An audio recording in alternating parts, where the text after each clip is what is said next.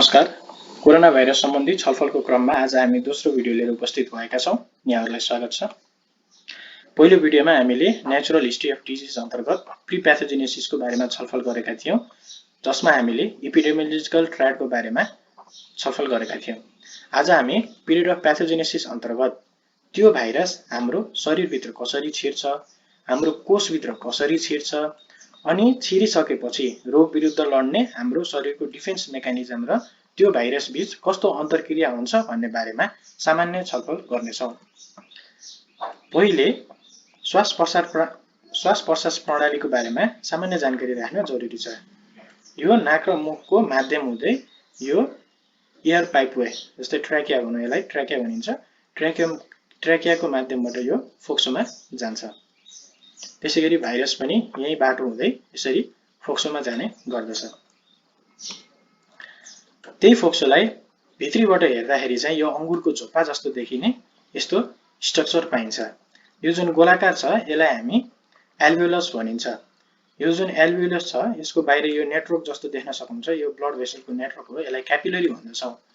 शरीरमा पैदा भएको कार्बन डाइअक्साइड चाहिँ यसरी आएर यो क्यापिलरीको माध्यमबाट एक्सचेन्ज हुन्छ। जुन अक्सिजन हामीले सासबाट फेरेका छौं त्यो अक्सिजन र कार्बन डाइअक्साइड बीच एक्सचेन्ज भएर कार्बन डाइअक्साइड चाहिँ फेरि त्यही पाइपलाइनको स्ट्रक्चरबाट बाहिर निस्किन्छ भने अक्सिजन फेरि यही ब्लड भेसलको माध्यमबाट शरीरको विभिन्न भागमा जाने गर्दछ। अब त्यही एल्भियोलाईलाई अझ भित्री रूपबाट हेर्ने भने चाहिँ यस्तो हुन्छ।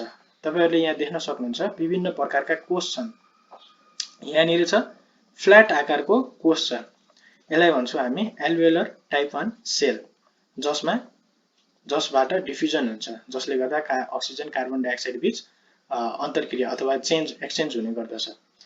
यहाँनिर चाहिँ एल्भियोलर टाइप 2 सेल, यो कोलुमनर सेल जस्तो, यसले चाहिँ के गर्दछ त भन्दाखेरि चाहिँ सर्फेक्टेन्ट पैदा गर्दछ। सर्फेक्टेन्ट भनेको चाहिँ एउटा यस्तो फ्लुइड हो जसले चाहिँ यो एल्भियोलाईलाई चाहिँ कोल्याप्स हुन दिँदैन। जस्तै बेलुन फुकेर बेलुनलाई छोड्दिने भने त्यो कोल्याप्स हुन्छ नि त, बन्द हुन्छ नि त हैन, इन्फ्लेट भएको बेलुन। त्यसैगरी एल्भियोलाई पनि कोल्याप्स हुन सक्छ। त्यो कोल्याप्स हुन नदिनलाई चाहिँ सर्फेक्टेन्टको भूमिका एकदमै महत्त्वपूर्ण छ। र एआरडीएस भन्ने जुन एउटा कम्प्लिकेसन छ जुन अहिले कोरोना भाइरसले गर्दा देखिन्छ, त्यसको बारेमा चाहिँ एआरडीएस को सर्फेक्टेन्टको भूमिका अझ महत्त्वपूर्ण रहन्छ, जुन हामी आगामी दिनहरुमा छलफल गर्नेछौं। यहाँ देख्न सक्नुहुन्छ यो पनि एल्भियोलाईको सतह हो र यहाँ चाहिँ भाइरस चाहिँ भित्र पस्न लागिरहेको अवस्थालाई देखाइएको छ। सबैभन्दा पहिला हामी यो आर्टिकलमा ध्यान दियौं। के भनिएको छ त भन्दा सार्स कोरोना 2 चाहिँ ACE2 इन्जाइमको माध्यमबाट, ख्याल गर्नु होला ACE2 न्यूमेरिकल वाला 2 अनि यो TMPRSS2 भनेको छ, यो चाहिँ सेरिन प्रोटिएज हो। यसले चाहिँ कोरोना भाइरसको स्पाइक प्रोटिन र ACE2 लाई अन्तरक्रिया गर्न मद्दत गर्छ, जसले गर्दा त्यो भाइरस चाहिँ कोषभित्र पस्ने गर्दछ। यहाँ देख्न सकिन्छ यो चाहिँ कोरोना भाइरसको स्पाइक प्रोटिन भयो। यो चाहिँ ACE2 इन्जाइम भयो र यसको माध्यमबाट चाहिँ यो भित्र पसेको छ। पछिल्लो समयको भिडियोमा साथीहरुले ACE एन्जियोटेन्सिन कन्भर्टिङ इन्जाइम र ACE2 मा के फरक छ भनेर जिज्ञासा राख्नु भएको थियो। त्यही जिज्ञासा मेटाउन र त्यसका बारेमा छलफल गर्न हामीले यहाँ RAAS सिस्टम अर्थात रेनिन एन्जियोटेन्सिन एल्डोस्टेरोन सिस्टमलाई लिएर आएका छौं। यस रेनिन एन्जियोटेन्सिन एल्डोस्टेरोन सिस्टमले के गर्दछ त भन्दाखेरि जब शरीरमा बीपी कम हुन्छ तब विभिन्न प्रोसेसको माध्यमबाट यसले शरीरको बीपी बढाउने काम गर्दछ। जस्तै कि कलेजोले एन्जियोटेन्सिनोजिन पैदा गर्छ र मृगौलाले रेनिन। यो रेनिनले एन्जियोटेन्सिनोजिनलाई एन्जियोटेन्सिन 1 मा कन्भर्ट गर्दछ र जब यो एन्जियोटेन्सिन 1 अघि मैले भने नि एल्भियोलाईको वरिपरि क्यापिलरी हुन्छ भनेर, जब त्यो क्यापिलरीमा चाहिँ ACE हुन्छ, एन्जियोटेन्सिन कन्भर्टिङ इन्जाइम हो। यो ACE ले चाहिँ एन्जियोटेन्सिन 1 लाई एन्जियोटेन्सिन 2 मा कन्भर्ट गर्छ हो। यो एन्जियोटेन्सिन 2 ले फेरि एल्डोस्टेरोन सिक्रिसन गर्छ अनि भ्यासोकन्स्ट्रिक्सनहरु गराउने, त्यस्तै गरी पिसाबबाट सोडियम र पानी लस हुन चाहिँ दिदैन, जसले गर्दाखेरि ब्लड भोल्युम बढ्छ, भ्यासोकन्स्ट्रिक्सनले गर्दा ब्लड प्रेसर बढ्छ हो। यहाँनिर जुन यो ACE छ एन्जियोटेन्सिन कन्भर्टिङ इन्जाइम, यो एन्जियोटेन्सिन कन्भर्टिङ इन्जाइम र ACE2 जुन यो न्यूमेरिकल वाला 2 छ जसको माध्यमले भाइरस कोषभित्र पस्छ, यो र ACE2 बीच भिन्न छ। यहाँ हामीले देख्न सकिन्छ ACE भर्सेस ACE2 भर्सेस एन्जियोटेन्सिन 2। यो जुन ACE छ नि, जुन अघि मैले भने जुन क्यापिलरीमा हुन्छ, यो ACE ले चाहिँ यो एन्जियोटेन्सिन 1 लाई एन्जियोटेन्सिन 2 मा कन्भर्ट गर्यो, एन्जियोटेन्सिन 2 मा। अब यो जुन ACE2 छ हो, यो ACE2 चाहिँ एन्जियोटेन्सिन कन्भर्टिङ इन्जाइम 2 यसको माध्यमबाट चाहिँ भाइरस कोषभित्र पस्ने गर्दछ र यसले के गर्छ त भन्दाखेरि जुन यो एन्जियोटेन्सिन 2 यो एन्जियोटेन्सिन जुन पैदा भएको छ यसलाई चाहिँ एन्जियोटेन्सिन 1 देखि 7 न्युमेरिकल वाला यिनीहरुमा कन्भर्ट गर्दै गर्दछ। अब यो एन्जियोटेन्सिन 2 यो वाला एन्जियोटेन्सिन 2 ले चाहिँ भासोकन्स्ट्रिक्सन जस्ता इफेक्टहरु देखाउने भयो भने यिनीहरुले चाहिँ के गर्ने भयो त फेरि भासोडाइलेसन अथवा प्रोटेक्टिभ रोल जस्तो देखाउने गर्दछ। अनि पछिल्लो समयमा जुन हाइपरटेन्सिभ पेशेन्टहरुमा चाहिँ कोरोना भाइरसले गर्दा फ्याटालिटीको केसहरु चाहिँ मोर्टालिटीको केसहरु चाहिँ बढी देखिएको भन्ने कुरा आइरहेको छ। त्यसका साथसाथै यो जुन हाइपरटेन्सिभ पेशेन्टहरुले जुन यो एन्टी हाइपरटेन्सिभ औषधि हुन्छ जस्तै ACE इन्हिबिटर र ARB हुन्छ जस्तै लोसार्टेन जस्ता औषधि हुन्छ, त्यस्ता औषधिहरु सेवन गर्नेमा चाहिँ यो ACE2 चाहिँ कम्पेन्सेटरी मेकानिजमबाट चाहिँ यो बढी मात्रामा हुन्छ भन्ने कुरा आएको छ। त्यसले गर्दाखेरि चाहिँ मान्छेमा एक हिसाबले जिज्ञासा भनौं अथवा भ्रम भनौं के भइदियो त भन्दाखेरि चाहिँ त्यस्ता औषधि खानेहरु चाहिँ मोर ससेप्टेबल हुन्छ कोरोना भाइरस सँग भन्ने कुरा छ। अब यसमा चाहिँ परीक्षणहरु अथवा अझ बढी डीप डिटेल स्टडी हुन बाँकी नै छ।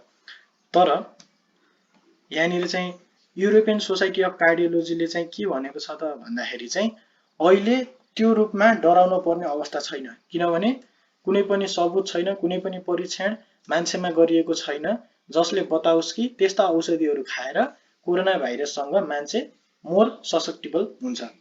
अझ यसले के पनि दर्शाएको छ त भन्दाखेरि सार्स 2002 सम्बन्धी चाहिँ मुसाहरुमा अनुसन्धान गरिएको थियो त्यही औषधिहरु लगाएर र तिनीहरुले के जनाएको छ त भन्दाखेरि त्यस्ता औषधि बरु उल्टै प्रोटेक्टिभ हुन्छ अथवा उल्टै सुरक्षाका हिसाबले राम्रा हुन्छन् भन्ने कुरा चाहिँ मुसाहरुमा जनाएको छ, जबकि यो टेस्ट मान्छेहरुमा चाहिँ भएको छैन। तर जियोस् म फेरि पनि दोहोर्याउन चाहे युरोपियन सोसाइटी अफ कार्डियोलोजीले के भनेको छ त भन्दा डराइहाल्न पर्ने अवस्था छैन, कुनै पनि प्रकारको मानवीय स्टडी भएको छैन, त्यसकारणले त्यस्ता बिरामीहरुले त्यो औषधि निरन्तर रूपमा लिनुपर्छ। अझ यो यस्तो लकडाउनको अवस्थामा भने त्यस्ता क्रोनिक पेशेन्टहरुले चाहिँ आफ्नो औषधिहरु चाहिँ ब्याकअपमा लिने अथवा आफ्नो मेडिकल सेन्टरहरुमा चाहिँ टाइम टु टाइम फलोअप गरिराख्ने ताकि त्यो भोलि बिहान सर्टेज नहोस् भनेर त्यो सतर्कता चाहिँ अपनाउन जरुरी छ। लागौ हामी कोरोना भाइरस कसरी कोषभित्र पस्दछ भन्ने कुराको बारेमा छलफल गर्न। यो भयो हाम्रो कोरोना भाइरस, यो भयो यसको स्पाइक प्रोटिन। यहाँनिर यो जुन देख्नु भएको छ यो के भयो ACE2 अनि यो के भयो सेरिन प्रोटिएज। अब यिनीहरु बीचको अन्तरक्रियाले यो चाहिँ के हुने भयो त कोषभित्र छिर्ने भयो, प्रक्रियालाई इन्डोसाइटोसिस भनिन्छ। अनि जब यो भित्र छिर्छ तब यसमा हुने जुन mRNA छ यो चाहिँ रेप्लिकेट भएर विभिन्न भाइरल प्रोटिनहरु बनाउँछ। अनि जब यो भाइरल प्रोटिनहरु बनिसक्छ त्यही भाइरल प्रोटिनले फेरि नयाँ भाइरस बनाउँछ अनि यो बनेको नयाँ भाइरस चाहिँ फेरि बाहिर निस्केर अरु कोषहरुमा आक्रमण गर्न जान्छ। जब यो प्रक्रिया चलिरहेको हुन्छ, जुन यो भाइरल प्रोटिन प्रक्रिया चलिरहेको हुन्छ, तब यो जुन कोषमा जुन भाइरस आइसक्यो त्यसले चाहिँ पाइरोप्टोसिस भनेको एपोप्टोसिस जस्तै हो। के हुन्छ त भन्दाखेरि यसले आफूले आफूलाई मार्छ, यो कोषले आफूले आफूलाई मार्छ ताकि यो भाइरस अन्त जान नसकोस् भनेर। त्यस्तै गरी यसले विभिन्न ड्यामेज एसोसिएटेड मोलिकुलर प्याटर्नहरु बनाउँछ। यो चाहिँ एक हिसाबले भनौं न केमिकल सिग्नल जस्तै हो, केमिकल सिग्नल मेसेन्जरहरु हो। यिनीहरुले चाहिँ अब के गर्छ त वरिपरि भएको यो इपिथेलियल सेल अनि यो एल्भियोलर म्याक्रोफेजेसहरु अनि इन्डोथेलियल सेललाई सन्देश दिन्छ ल है म भित्र चाहिँ भाइरस पसिसकेको छ भनेर। र जब त्यसरी सन्देश दिइन्छ तब यिनीहरु वरिपरिको कोषहरुले चाहिँ के गर्छ त भन्दा विभिन्न साइटोकाइन्स र केमोकाइन्सहरु जस्तै इन्टरल्युकिन 6 इन्टरल्युकिन 10 हरु चाहिँ उत्पादन गर्छ। यी साइटोकाइनहरु भनेको चाहिँ कस्तो हो त भन्दा अब जस्तै छिमेकीको घरमा आगो लागि भयो भने ल बाल्टी लिएर आउनु पर्यो, दमकल बोलाउनु पर्यो भनेर हो हल्ला भयो जस्तै यहाँ पनि त्यस्तै हुन्छ। जब भाइरस यो कोषभित्र छिर्छ तब साइटोकाइनहरूले चाहिँ अब विशेष गरी टी सेल, मोनोसाइट, म्याक्रोफेजहरू जुन रगतमा हिँडिरहेका हुन्छ तिनीहरूलाई चाहिँ बोलाउँछ। बोलाएर यो टी सेलले चाहिँ इन्टरफेरन गामा भन्ने उत्पादन गर्छ। यसले के गर्छ त्यसो अझ अरू त्यस्ता कोषहरूलाई बोलाउँछ, जसले गर्दा यो चाहिँ पोजिटिभ फिडब्याक मेन्टेन गरिरहेको हुन्छ। यताबाट रसायन पैदा भइरहेको छ, यताबाट यिनीहरू आइरहेको छ, फेरि यिनीहरूले पनि रसायन पैदा भइरहेको छ, अनि यो फिडब्याक चाहिँ चलिरहेको छ। र यिनीहरूले चाहिँ के गर्छ त भन्दाखेरि बिस्तारै यो कोषलाई, ड्यामेज भएको कोषहरू र विभिन्न अरू भाइरल पार्टिकलहरूलाई मार्ने कोसिस गर्दछ र यो फिडब्याक साइकल चाहिँ चलिरहन्छ।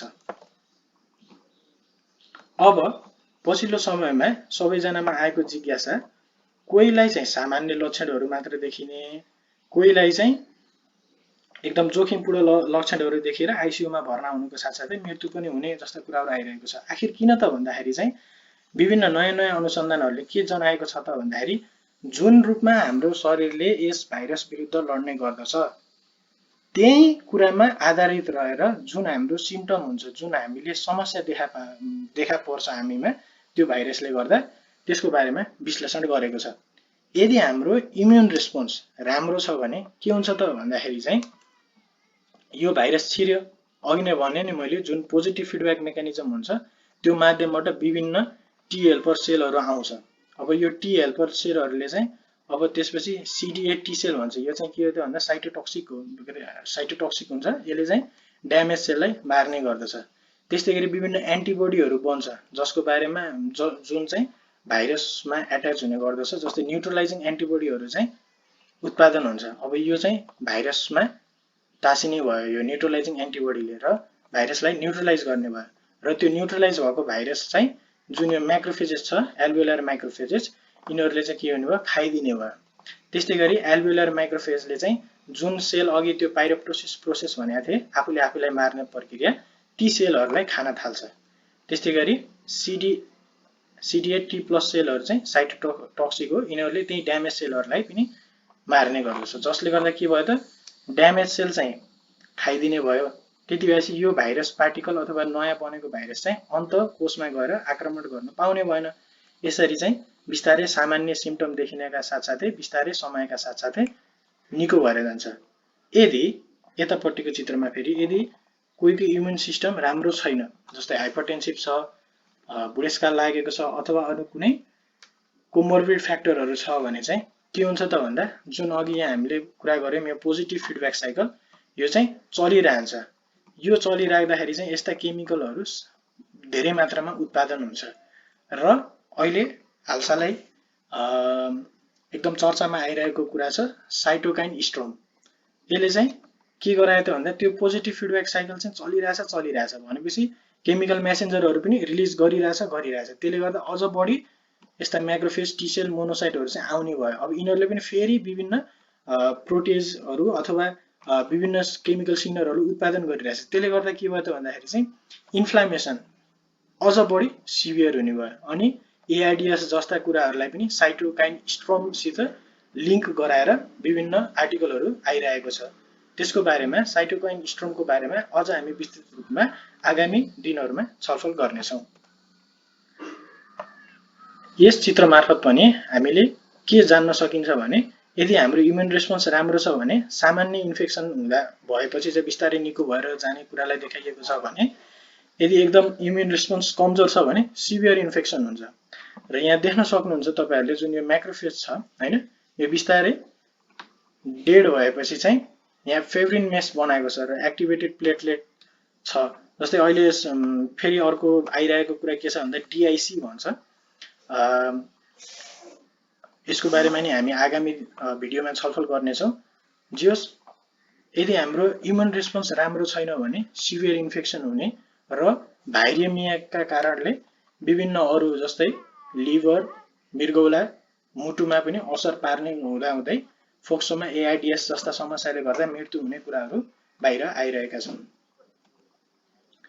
यो एउटा आर्टिकल हो। यसमा पनि के भनिएको छ त भन्दाखेरि जुन हाम्रो इनेट रेस्पोन्स हुन्छ, इनेट रेस्पोन्स भने कस्तो त भन्दा सामान्य रेस्पोन्स, जस्तै भाइरस अथवा ब्याक्टेरिया शरीरभित्र छिरेपछि देखाउने रेस्पोन्स, त्यो रेस्पोन्स र अर्को चाहिँ एडप्टिभ इम्युन डिफेन्स। यो भनेको चाहिँ फेरि जब त्यो इनेट रेस्पोन्सले बोलाएको कोषहरूलाई चाहिँ एन्टिजेन प्रेजेन्ट गर्छ, जस्तै स्पाइक प्रोटिन चाहिँ प्रेजेन्ट गर्छ भाइरसको, ल है यो चाहिँ हाम्रो शरीरको भाग होइन, यो चाहिँ हार्मफुल पार्टिकल हो, यो देखेपछि चाहिँ मार्न पर्यो भनेर चाहिँ अरू एडप्टिभ होस्ट डिफेन्स सेल्सलाई एक्टिभेट गर्छ। यदि हाम्रो यो एडप्टिभ होस्ट डिफेन्स चाहिँ कमजोर छ भने चाहिँ सिस्टमिक लेभलमा देखिने सिभियरिटीहरू बढ्दै जान्छ भन्ने कुराहरूलाई चाहिँ दर्शाएको छ। यहाँ पनि फेरि साइटोकाइन स्टर्मकै कुरालाई प्रस्तुत गरिएको छ। त्यस्तै गरी यहाँ पनि त्यही भनिएको छ, यदि हाम्रो इम्युन प्याथोलोजीमा इम्युन सिस्टम राम्रो छैन भने चाहिँ एक्युट लङ इन्जुरी हुने र एआरडिएसका कारणले चाहिँ बढी मात्रामा मृत्यु हुने भन्ने कुरालाई दर्शाइएको छ। हस् त, आजको भिडियोमा यति नै छलफल गर्नेछौँ। आशा छ आगामी दिनहरूमा पनि छलफलको क्रम जारी नै रहनेछ। धन्यवाद, सुरक्षित रहनुहोला। Stay safe, stay tuned.